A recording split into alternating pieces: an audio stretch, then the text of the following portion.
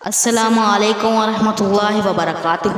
میرے پیارے بہنوں اور بھائیوں، آج میں وظیفہ لے کر آئی ہوں ربیع الاول کی 4 تاریخ کا عمل۔ ربیع الاول کی 4 تاریخ سے لے کر آپ نے 12 ربیع الاول تک یہ عمل کرنا ہے۔ آپ 13 ربیع الاول کو بھی کر سکتے ہیں۔ سیدہ حفصہ شفیق چینل کے پیارے بہنوں اور بھائیوں، اللہ کریم آپ کو سدا عافیت کے سائے میں رکھے۔ ناظرین، ربیع الاول کا اسلامی سال کا تیسرا مہینہ ہے۔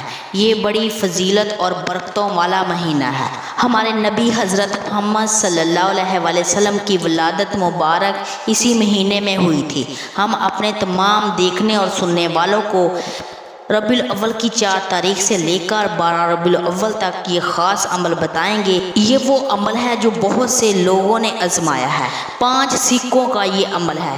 آپ کو بتاؤں گی، مالا مال ہو جائیں گے۔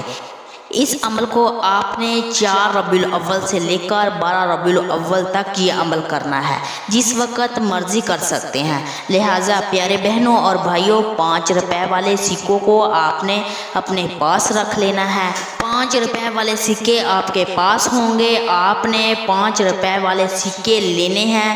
اب آپ نے اپنے سامنے ایک کپڑا رکھ لینا ہے۔ کپڑا پاک ہونا چاہیے، ناپاک نہیں ہونا چاہیے۔ اب آپ نے 5 والا ایک سکہ اٹھانا ہے۔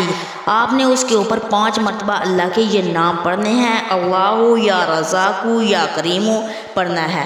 پھر دوسرا سکہ اٹھانا ہے، پھر اس پر اللہ یا رزاق یا کریم پڑھنا ہے۔